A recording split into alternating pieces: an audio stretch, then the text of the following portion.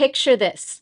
You spend weeks preparing for something important and it doesn't work out. Or you had plans you were really looking forward to and they fell through. Maybe you tried to help someone and it totally backfired. Or you've been giving your best to something important to you and you're just not seeing the progress you expected. And now someone asks you about it. In that moment, you freeze. What do you say? How do you actually express what you're feeling in English? If you struggle to find those words, today we're going to change that. And look, I know that disappointments are a total bummer. Nobody really wants to talk about them, but they're real. They happen. And sometimes we have to talk about them. If you're like me, finding the right words when you need to discuss a work disappointment or want to talk through a personal setback with a trusted friend, it's hard. I mean, yes, you can definitely say things like, I feel sad or I'm upset, but those phrases don't really match the depth of what you feel inside. They don't show the frustration or the confusion or self-doubt that often comes with disappointment. But here's the good news. You don't have to stay stuck in that feeling, especially not in English. When you have the right language, you can name what's really going on. And when you can do that, you can open up the door to being understood by others, getting support, and moving forward. That's what we're going to do in this lesson today. I want to help you find the words to express disappointment clearly and honestly so you can feel more confident in tough moments and keep going forward, even when things don't go as you planned. So let's begin with the first step, learning how to express the different levels of disappointment you might experience. And here's why this matters. When your words don't match what you actually feel, two things can happen. First, you might use language that sounds too soft, and the other person doesn't realize how much the situation affected you. Or second, your words come across too strongly, and it feels like you're being dramatic, even if the emotion is real. So in this part of this lesson today, I want to show you how to express mild, moderate, and intense disappointment clearly and naturally in English. So let's start at the mildest level. These are the smaller moments, the ones that don't ruin your week, but they leave you feeling off or in a slightly bad mood. Like when something didn't go as you planned. And even if it's not serious, it matters to you. When that happens, here's a few phrases you can use. First, I'm a bit let down by this. This means that you were hoping for something different and it didn't happen. You're not devastated, but you are discouraged. You can also use, it didn't work out as I'd hoped. In other words, you had a clear goal, an expectation, and the result didn't match. Third, you could say, things didn't go according to plan. In this case, perhaps you had a plan, like a timeline, or maybe even a checklist, and then something along the way shifted. Here's an example. Maybe you planned to meet a friend for lunch, but they had to cancel. So you might say, I was really looking forward to it, so I'm a bit let down. And now let's move on to moderate disappointment. This is when the situation goes a little bit deeper. You didn't lose something small. You invested time, energy, or emotion, and the results really matter to you. These aren't just moments that you can brush off. They stay with you for a longer period of time. So when you're feeling that, here are some phrases that fit really well. First, I'm really disappointed about this. Just say it like it is. This tells someone that this situation, this opportunity mattered to me. I cared. And now I feel sad or let down by the outcome. Another one you can use is, this is quite frustrating. That might mean that you tried, maybe even multiple times, and it still didn't work. There's effort behind your disappointment, and that effort doesn't seem like it was enough. And here's another. I'm struggling with this outcome. This shows that you're not just upset, you're trying to make sense of what happened. And that's really hard. Now, here's an example of how we could use a couple of these. Let's say that you've applied for a promotion at your company and you didn't get it. So, in talking about it, you might say, I put in so much effort. I'm really disappointed in the result and I'm struggling to understand the outcome. And finally, let's move on to talking about intense disappointment. This is when something big falls apart, a dream, a goal, a relationship. You didn't just want the outcome, you needed it. And now the loss of that outcome feels heavy. In moments like these, it's important to have the language that matches that emotional weight so that you don't feel invisible or misunderstood. So here are some phrases to use. First, I'm devastated by this news. This means that the result hit you hard. You're not just disappointed, you feel heartbroken, maybe even numb. Another useful phrase is, this is absolutely crushing. This tells another person that the loss feels overwhelming, like something important has collapsed and you're struggling to stand up under the weight of it. And here's one more. I feel like my world has fallen apart. This expresses deep emotional collapse. Things are uncertain, maybe even feeling hopeless. You're not just sad, you're shaken. And now here's an example of how we could use one of these. I want you to imagine that you've studied for months to pass an important English exam and you didn't pass. So you might say, I really needed to pass this exam, and I'm devastated by the news. Now, before we move on to our next section, if this kind of real world English feels helpful to you, the kind that helps you express yourself honestly, even in tough moments, I want you to know this is exactly the kind of work we do inside the Confident Women community. Every month, we focus on topics that matter in real life, like emotional resilience, navigating conflict, or managing change, so that you can express your thoughts clearly and confidently in English. Inside the community, you build vocabulary that feels natural. You practice conversations that prepare you for the real world. And you do all of that in a space that's supportive, friendly, and focused on your progress. If that sounds like what you've been looking for, I would love for you to learn more at speakconfidentenglish.com/community. I'll leave a link in the episode notes as well. Now that you have the language to describe those different levels of disappointment, let's go one step deeper. Because sometimes it's not just about saying what happened.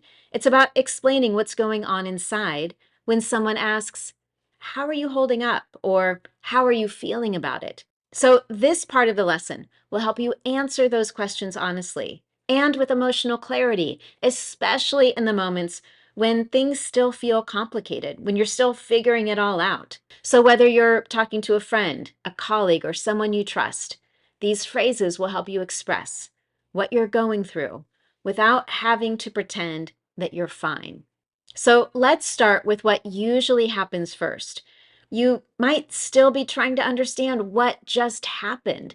The disappointment is real, but you're not ready to explain it yet. You need time to sit with it. And sometimes it helps to let people know that you're still figuring it out. So here are some phrases that you can use that give you space. First, I need time to process this.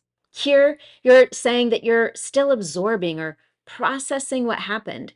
This phrase shows that you're not ready to talk about it yet, and that's okay.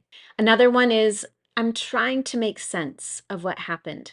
This lets someone know that you're confused or the situation feels unclear and you're still working to understand it. And one more, I'm working through my emotions about this. This means that you're aware that something feels off emotionally, but you're still in the middle of figuring out how to deal with it. So here's an example of how you might use one of these. Let's say that you thought a presentation went well, but afterward you got harsh feedback. In that conversation, you might say, that wasn't what I expected. I really need some time to process this. Now, sometimes with disappointment, the harder part comes later when your mind keeps replaying the situation over and over, when you ruminate on it. After you've had time to process, you might feel unsure, critical of yourself, or stuck between emotions. So here's how you can express that inner struggle in a clear, honest way. First, I'm having a hard time accepting this.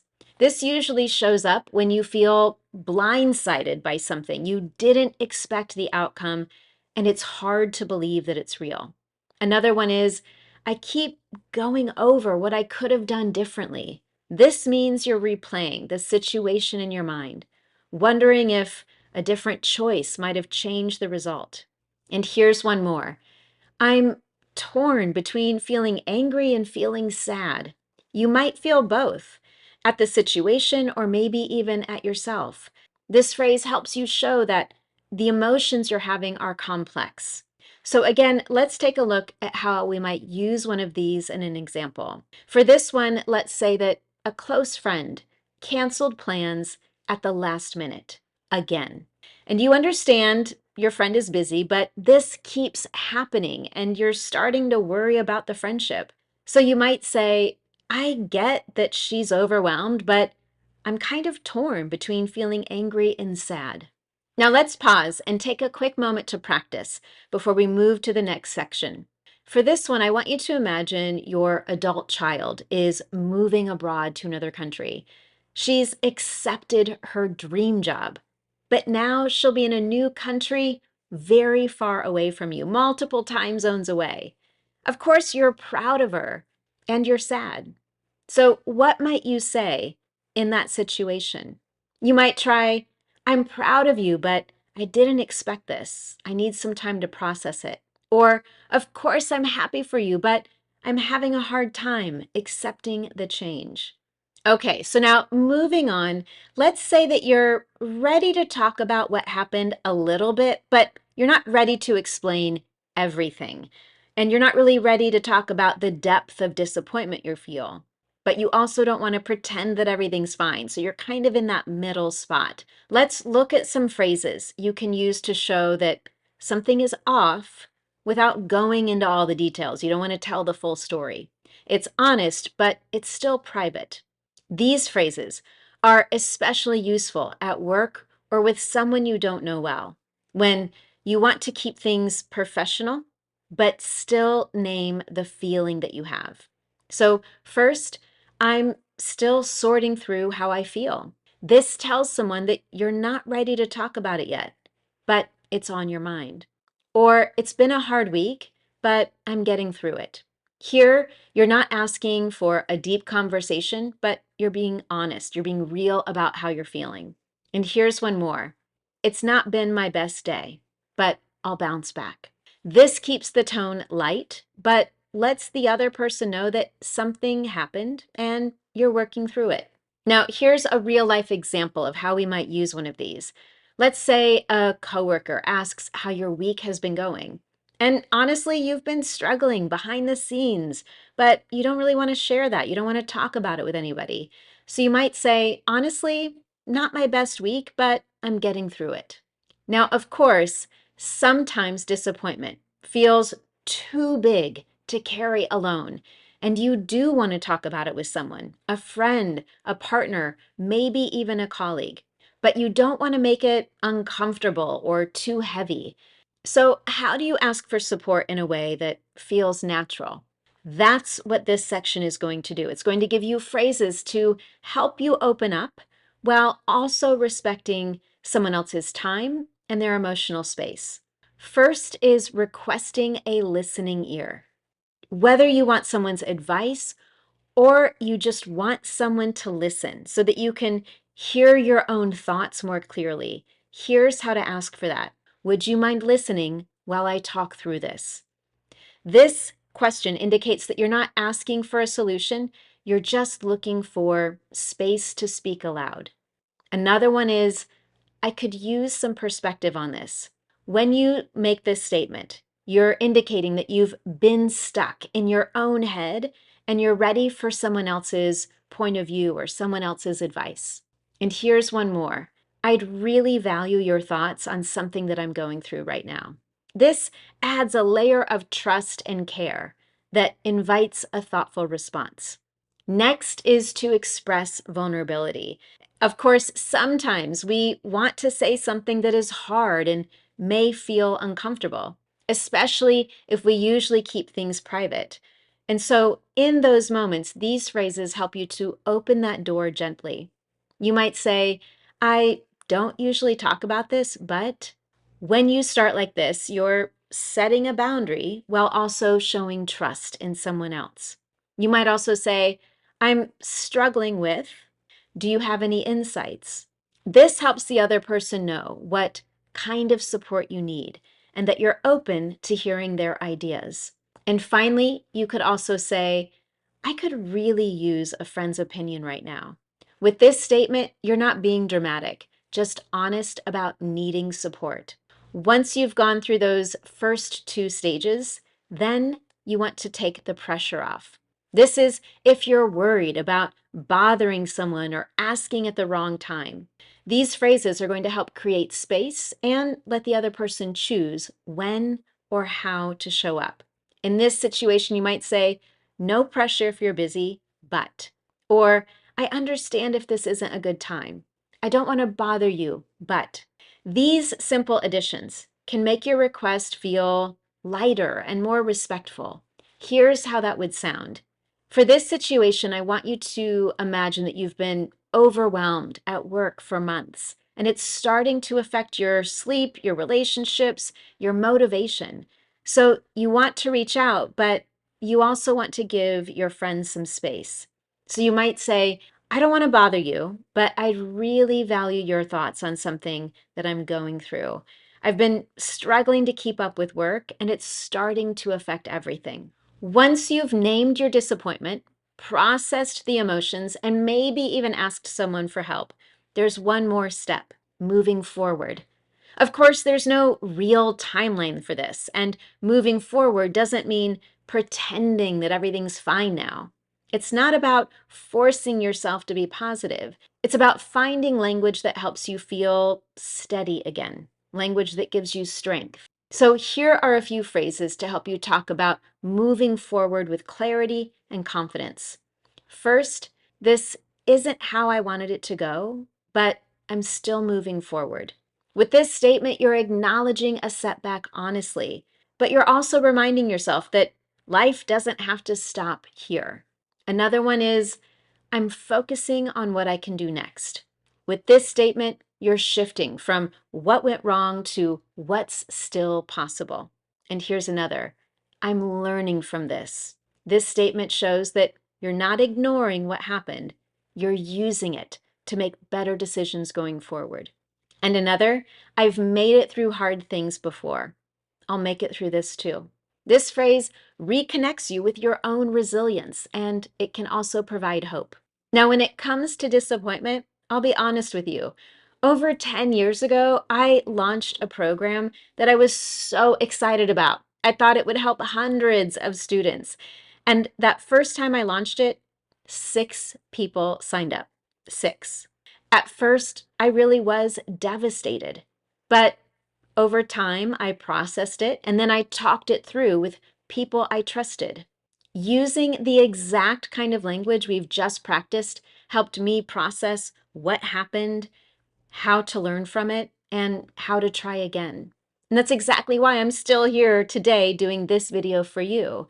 And it's why my program now, 10 years later, has helped thousands, not just hundreds. This language matters. It helps us deal with disappointment and move forward. In fact, here's how it could even connect to your English learning. Think about times when progress is slow or something feels hard. It's easy to take that personally, and you might even think, maybe I'm just not good at this. But the truth is, that is just the disappointment talking. So here's what I want you to remember. Every time you show up, even for a lesson like this, you're building your English know-how and confidence. We don't always hear or see or feel progress in the moment that it's happening. In fact, more often, we notice it later, much later, after we've done all the work. So I want you to remember you are moving forward, even if it's one small step at a time. Okay, you've just learned how to talk about disappointment clearly and naturally in English. We've covered how to describe different levels of disappointment, how to explain what's happening internally, especially when things feel complicated, how to ask for support without feeling like a burden, and how to use language that helps you recover and move forward. These are phrases you can use in real conversations, at work, with friends, or any time someone asks you, how are you doing with that? If you want to make these phrases stick, here's your next step. Pick just one section from today's lesson or just 2 or 3 phrases that you want to remember and write them down, say them aloud, and then use them in a real conversation this week. You don't have to use everything. Just start with one, because using it once will build your confidence to use it again. And when setbacks happen in life or in English, now you'll know how to talk about it. That is real progress.